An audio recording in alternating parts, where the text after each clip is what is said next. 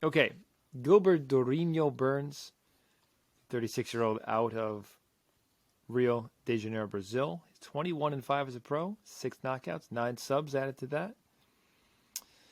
Coming off of a submission victory over Neil Magny back in January, just a couple months ago.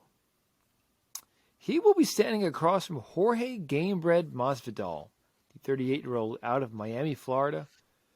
35-16 as a pro, 16 wins by knockout. Coming off of a 3-fight losing streak, unfortunately, to Usman, and Colby Covington.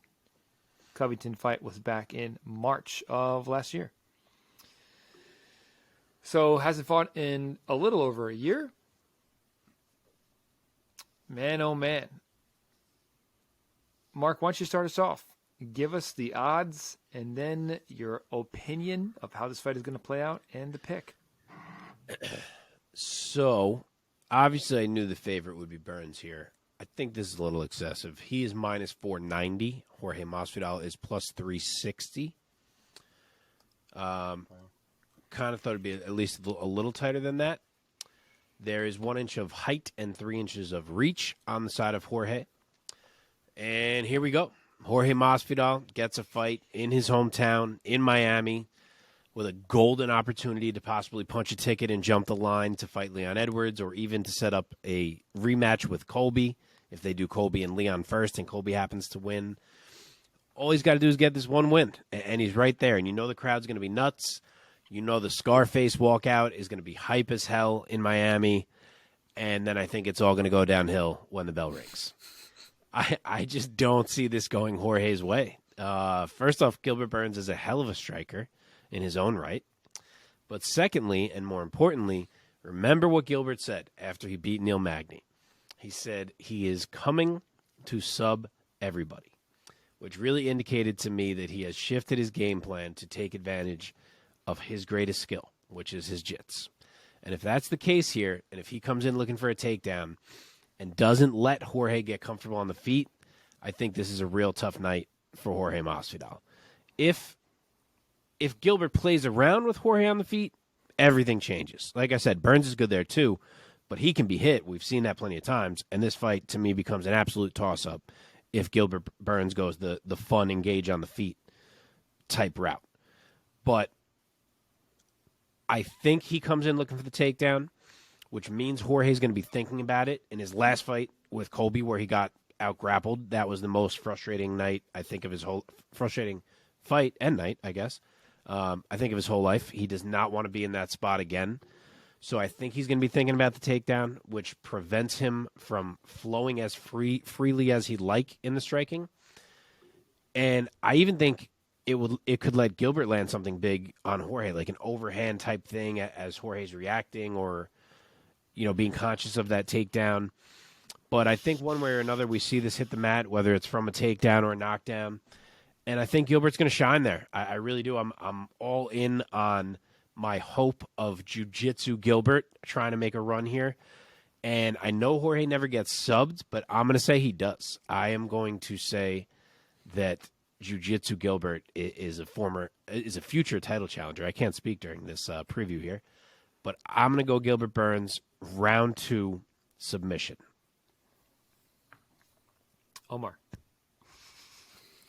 Well, this is going to be my last logical pick for the night, because the next one is going to be all logic or all heart. I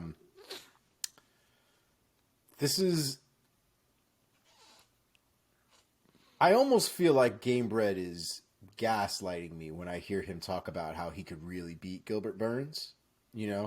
How like he's supposed to beat Gilbert Burns. How could he not beat Gilbert Burns? And in my head, I'm like,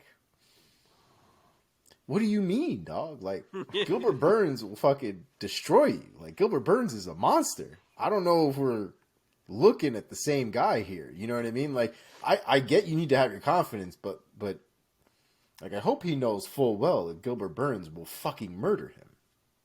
I hope he knows.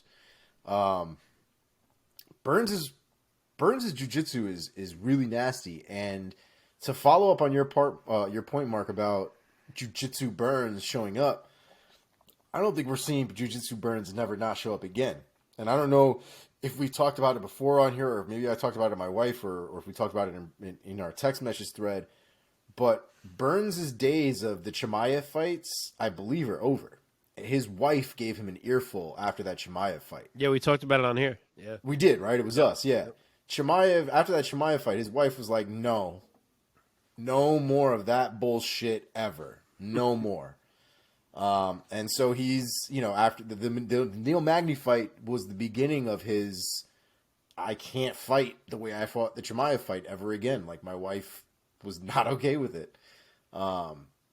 And he doesn't need to fight that way. He doesn't need to be stupid, because that wasn't the smartest. It was a fantastically entertaining fight. Don't get me wrong. Oh, yeah. It just wasn't smart on either one of their parts, to be fairly honest. For just a quick interjection, of all the dripping in accolades type jiu-jitsu dudes who have come to MMA, you could say that he relies on his the least. Yeah. Totally. Yeah. And hopefully that's not the case going forward. But I will say, if it does end up going to the ground and it does end up being a jiu-jitsu fight, the thing that Masvidal always has a problem with, I don't know if he gets submitted, because he did, survive against Damian Maia, which is not an easy feat in and of itself. But at the same time, Masvidal has no aggressive submission wrestling, right? There is no counter once you get down to the ground. And once you're down to the ground, Masvidal will just purely be surviving. There will be no fight from Masvidal on the ground, if that makes sense, right? It's going to be purely Burns looking for an opportunity and Masvidal trying to stop those opportunities from happening. But at no point is Masvidal going to be looking for opportunities to do what Gilbert is looking to do, right? Submissions or ground and pound or whatever the case is. Like, Masvidal will be purely in defensive mode if he's on the ground. And it's hard for me to see Gilbert Burns not being able to get at least one takedown in that fight to cause some real issues going forward. There is something to be said about the fact that Gilbert Burns is not a wrestler. He works with a lot of wrestlers at ACT, and, I'm sure he's got some experience there. But, like, we're not seeing GSP blast doubles from Gilbert Burns, right? At best, we might see some body locks into trips. We might see potentially a single leg, maybe. A couple of creative ways to take people down that, we see a lot of jiu-jitsu guys, but we're not seeing the Colby kind of takedowns. We're not seeing the Kamaru kind of takedowns from Gilbert Burns, I would imagine. I still think it's a tall order for Jorge, man. On paper, Jorge's got, I guess, a puncher's chance, or however you'd want to call that. He's definitely got the ability to lay Gilbert the fuck out if he lands. Yep. But trying to land something clean on a guy who's not really trying to let you fight is going to be a tall order, and one that Masvidal has shown time and time again he can't rise to that occasion. Between Colby and Kamaru, those were two guys that had no intention of letting Jorge Masvidal fight, and he had no way of stopping them from doing that to him. So I think it will be very similar in this Gilbert Burns fight as well. And I think Burns takes a decision all 3 rounds, riding him on the ground. Yeah, man. If you're an MMA fan, how do you not love both of these guys? Yeah. Masvidal, such a veteran, such a legend. And I mean, a guy who's experiencing quite a bit of success, quite a bit of late career success. Man, yet another example of a guy who was kind of bordering, like, kind of journeyman-esque status. Lightweight, welterweight, and then one fucking flying knee sends this man into the stratosphere of stardom. Well deserved. Right after knocking out Darren Till. But, man, that flying knee over Ben Askren, man, it made him. It made him. I would still consider him a journeyman, to be honest. He's just probably the one that has found probably some of the most success out of the journeymen that we may know of. Yeah, I mean, I would say that I think that flying knee kind of broke him out of that status. And I mean, a journeyman, it kind of carries a bit of a negative connotation. So yeah, it's such a tough word because it can mean so many things. Yeah, I guess for like me, I just called journeyman Daniel has James always... a journeyman before, so like we're certainly not calling right. Masvidal one in that capacity, but like in a different capacity, you can call him that. You know what I mean? It's like it's a hard one. I think for me, Journeyman has always been a guy who, there are guys like Colby and like Kamaru who come in with all of these fucking accolades, all of these things, and it's like you expect nothing but for them to reach the top of the mountain, right? And then you've got guys like Jorge Masvidal who come from the streets, who don't have a wrestling background, who don't have a jiu-jitsu background, who, literally have sandpapered their ass all the way up into the elite of the elite. I mean, who would imagine that a street fighter from the backyards of Miami would not only go on to have a great MMA career, but also be able to stop submission murderers like Damian Maia? I mean, nowhere would you think that a guy who grew up literally barnyard or bare knuckle boxing in fucking jorts would be able to stop Damian Maia from subbing him. Okay? Yeah. And I think for me, that's the Journeyman part for me, I think is kind of a compliment in my opinion, because I think he's surpassed any expectation that I think anybody's ever had of him based on where he comes from, right? Again, if you look at guys with the collegiate accolades and all these other stuff, I think there are expectations that are put on them as a result.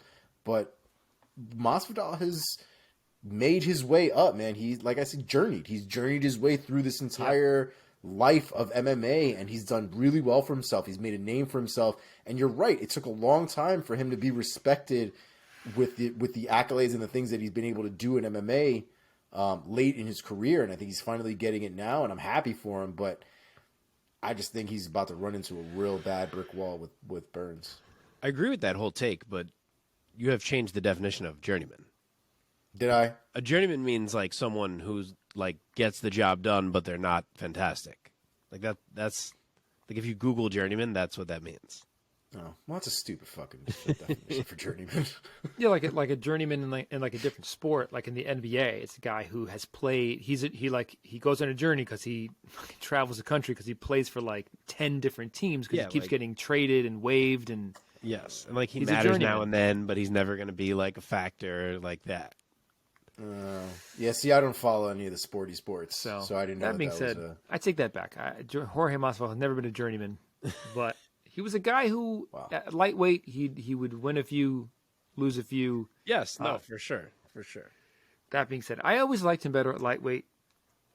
I've never loved his move up to 170 pounds. I never felt like he was a giant lightweight who like had a hard time cutting weight. So yeah, even though he has an inch over Gilbert Burns, I think Burns is a much stockier, bigger guy. That combined with the fact of Burns's jiu-jitsu pedigree, yeah, man, it's tough to not pick Gilbert Burns. I am gonna say I think jiu-jitsu Burns shows up, and I think he goes to work, man. Masvidal, I think he's got to strike early, almost a la Ben Askren. The Ben Askren fight. I don't think he's going to land something like that on Gilbert Burns, but in that kind of fashion, he's got to come out the gate hot, swinging, hoping to land something significant on Burns. But I see Burns securing a takedown, going to work, doing what he does best. I'm going to say round 2 submission for Gilbert Burns. Yeah. I think this might be it for Masvidal too, man. I think we see him drop the... if he does lose this fight, it would seem apropos to just let it be in Miami. You know what I mean? Drop your gloves in a place where they actually love this man. You know? He said it. Seems appropriate. Yeah. He said if he loses, that's probably it. Yeah. And it makes sense. And he's a busy man. He's got his name on like 3 different promotions now. He's killing how it. good is He's fucking killing Gamebred it. Boxing doing already? How good? I know. First of all, I don't know if you guys saw that event. I saw clips of it. I didn't actually get to watch it. But, bro, those motherfuckers were there to fight. Yeah, I man. mean, they scrapped. Yeah, the Aldo and the Jeremy Stevens one has been getting so much buzz about the back and forth between the two of them. Oh, I got to watch it.